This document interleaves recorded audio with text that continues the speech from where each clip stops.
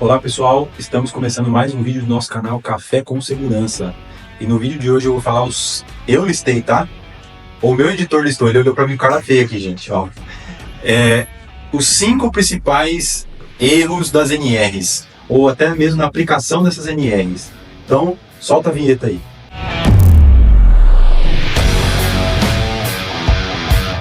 Pessoal, ó, então como eu falei, a gente vai discorrer aí com relação a essa questão das NRs e por aí vai. Então a primeira coisa, o que são as NRs? Porque você pode ser aí uma pessoa que vai ingressar ainda na profissão, está pretendendo ingressar. Então as NRs, pessoal, basicamente são as normas regulamentadoras. Então pessoal, as NRs, elas vão de 1 a 38, basicamente eles vão falar sobre vários assuntos. Então um exemplo, tá? A NR1 vai falar sobre o PGR-GRO, NR4 vai falar sobre o SESMIT, NR6 vai falar sobre EPI, NR5 é a CIPA, NR7 vai falar sobre o PCMSO, NR9 vai falar sobre avaliações ambientais, NR10 vai falar sobre riscos em instalações elétricas. Enfim, pessoal, tem uma gama gigantesca. Vou falar de uma aí, ó, NR35, trabalho em altura, NR33, espaço confinado. Então, cada NR ele vai falar sobre um tema específico.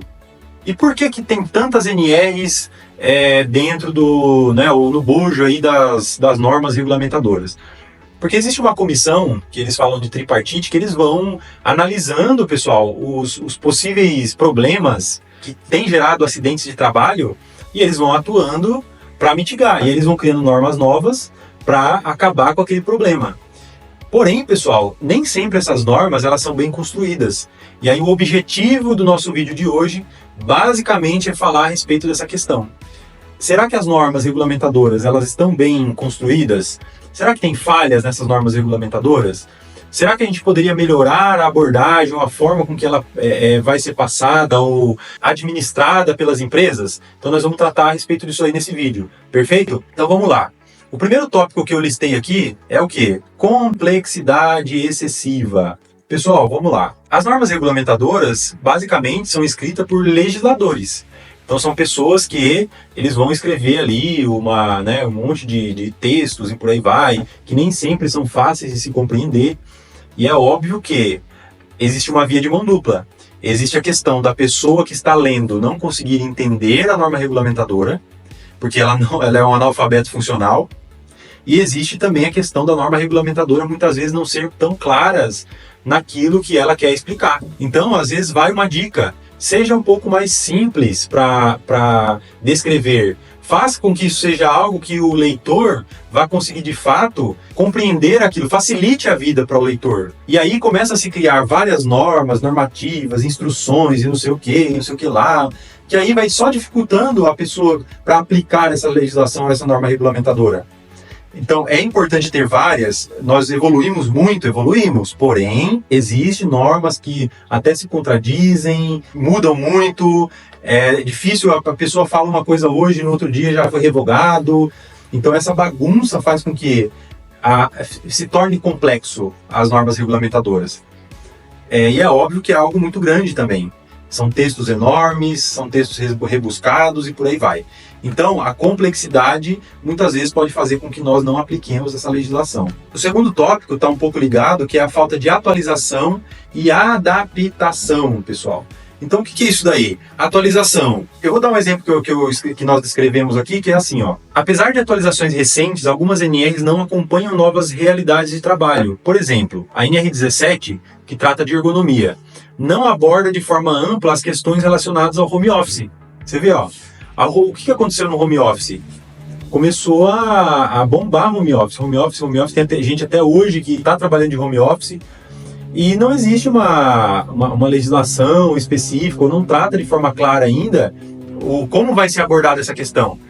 Existe sim alguns tópicos lá que falam a respeito, foi colocado até algumas instruções aí, com relação à parte de recursos humanos e por aí vai. Mas ainda não é nada muito claro. Então, teve atualização, mas não abordaram esse tema. Poderiam ter sido abordado um pouco mais a fundo, perfeito? Então esse é um exemplo, tá? O terceiro item, pessoal, falta de conscientização. Então o que acontece? Muitas vezes, o técnico em segurança, ou engenheiro, falta um pouco daquela venda. Ó, conscientizar, mostrar, descrever qual que é a forma correta de se fazer, mostrar para os gestores qual que é a importância das normas regulamentadoras. Então, às vezes, falta conscientizar melhor os gestores, os líderes, ou até mesmo os trabalhadores. Tem empresa que põe o técnico de segurança lá numa salinha lá no fundo, só para cumprir o quadro da NR4, ou para ficar resolvendo, enfim, problemas que não tem nada a ver com a segurança do trabalho. Então, pessoal, conscientizar os donos da empresa, esse é o nosso papel. Mostrar, a minha tarefa aqui é muito além do que isso que vocês estão me pedindo. Enfim, conscientização é uma das coisas que facilitarão com que as normas regulamentadoras sejam aplicadas.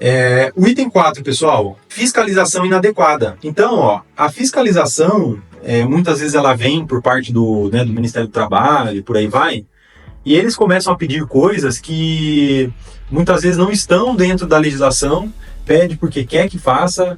Enfim, isso diminuiu muito, tá? Porque hoje em dia é bem mais efetivo, eles colocam lá o item da norma. As fiscalizações que existem, tá? Facilitam hoje um pouco mais a nossa vida, até para entender o que eles querem, né? Mas a fiscalização inadequada ou a falta dela faz com que a gente também deixe de aplicar muita norma regulamentadora. Então eu vou dar um outro exemplo aqui que a gente citou. A fiscalização deveria garantir o cumprimento das normas, mas muitas vezes é insuficiente. Por exemplo, empresas que descumprem NR35 sobre trabalho em altura passam desapercebidas até que ocorra um acidente grave. Então você vê o que a gente listou aqui? A fiscalização das NRs, ela é também um papel importante. É óbvio que muitas vezes o dono, o gerente, o diretor, ele não gosta de receber, ninguém gosta de receber fiscalização. E aí já entra um pouco também, pessoal, uma crítica para os fiscais, né? Porque os fiscais, como que eles chegam na empresa? Com aquela cara carrancuda, canetando todos e tudo e todos. E isso não tá legal, isso não é certo também, na minha opinião, tá? Eu acho que devia ser uma fiscalização mais de conscientização do que uma fiscalização para querer ferrar a empresa, entendeu? Então, recebeu a fiscalização, eu te dou um prazo, resolva esse problema. Então, o fiscal precisa ser mais amigo do que inimigo, porque você está ali para fiscalizar, para falar para a empresa, você precisa fazer isso. Você não precisa ser inimigo do empresário da empresa.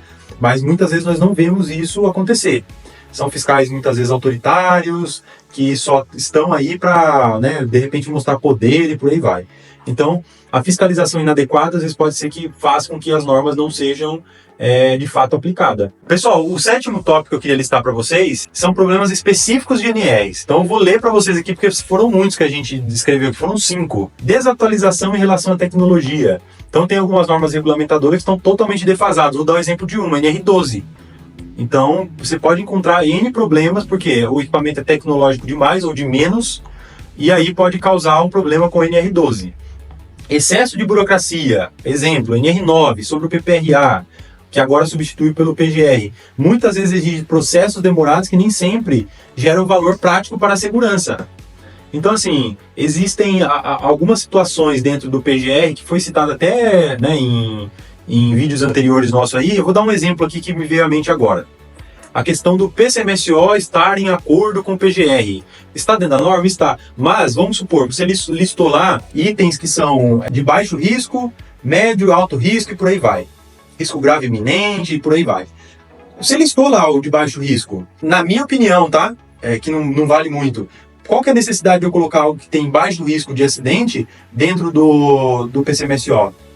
Mas aí você vai mandar isso aí para um cliente, o cliente vai bater na porta do prestador lá, ou do contratante, e ele vai falar, o PGR não está de acordo com o PCMSO.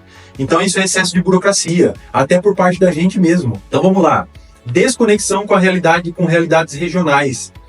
Exemplo, a aplicação da NR31, voltada para atividades rurais, ignora diferenças climáticas e culturais entre regiões do Brasil. Então você faz uma receita de bolo, joga para todo mundo e todo mundo tem que cumprir ali aquilo, independente sei lá, de região e por aí vai. Questão cultural. Pessoal, agora nós vamos para soluções práticas e conclusão, que seria o nosso tópico 8 aqui. Simplifique a aplicação. Você, como técnico em segurança, engenheiro, pegue a norma regulamentadora e procure simplificar para aplicar. Então, nós temos uma norma regulamentadora muito rebuscada, muito difícil de entender, não sei o que lá. O que isso vai adiantar? A gente ficar chorando pelo leite derramado. Vamos buscar soluções práticas.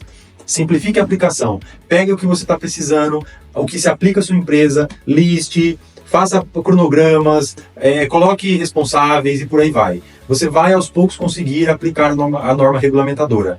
Invista em treinamentos contínuos. Pessoal, nada mais do que conscientização e treinamento para que as normas sejam aplicadas. E posso falar uma coisa para vocês? Convidem líderes e donos de empresa para participar de treinamento, gente. É óbvio que pode ser que eles não tenham tempo e que não se aplique muito, mas, gente, é importantíssimo eles entenderem de NR35. Para quê? Para eles saberem o porquê que você está cobrando o uso de cinto para fazer aquela atividade. Por que você está cobrando liberação de trabalho? E por aí vai, entendeu? Um preenchimento de análise preliminar de risco. Coloque os gestores e líderes para treinar junto com as pessoas que vão trabalhar. Isso é uma medida legal, entendeu? E se você é supervisor encarregado e não participa desse tipo de treinamento, comece a participar. Você vai passar a entender qual que é a nossa inquietação com relação a essa necessidade, tá bom? Acompanhe as mudanças. Gente, o técnico em segurança do trabalho que não acompanha a mudança de legislação, de NR, de tecnologia e por aí vai, tá fora, perfeito? Acompanhe as mudanças e faça com que as NR sejam aplicadas. Adapte-se à sua realidade. Isso é um outro ponto extremamente importante. Eu não consegui agora, eu não vou deixar de cobrar, mas eu vou cobrar de uma outra forma, eu vou mostrar, eu vou tentar fazer isso, fazer aquilo, eu vou tentar achar subterfúgios, buscar um fornecedor mais barato para aquilo que eu estou precisando, e por aí vai, gente. Vamos aplicar, ou vamos adaptar-se à nossa realidade. Isso são algumas práticas do dia a dia que a gente listou aí no 8º item, que vai fazer com que você não fique somente falando mal das NRs ou tacando pau nas NRs, falar que não existe, que não dá para fazer e por aí vai. Então, gente, é o seguinte, crie mecanismos para que isso seja aplicado dentro da sua empresa. De fato, é uma norma rebuscada, é uma norma que às vezes entra em contradição, que muda demais, falamos sobre isso já no decorrer do vídeo. Mas adapte-se, faça com que isso aconteça, não fique chorando pelo leite derramado. Perfeito? Então, esse é o desafio do profissional de segurança do trabalho. Se você é um bom profissional, você vai conseguir se sobrepor a qualquer tipo de problemas com relação às NRs. E ó, uma outra questão, viu? Se você tem outros problemas aí para listar, deixa ali nos comentários, que a gente pode fazer uma parte 2 desse vídeo de repente. Então deixa nos comentários e não esqueça, deixa o like, compartilha esse vídeo aí com os colegas e por aí vai. Nos ajude aí. Estamos aí ó, com já 2.000 inscritos no nosso canal e agradecemos, né, de coração aí a esses 2.000 inscritos e fiquem com Deus e até a próxima.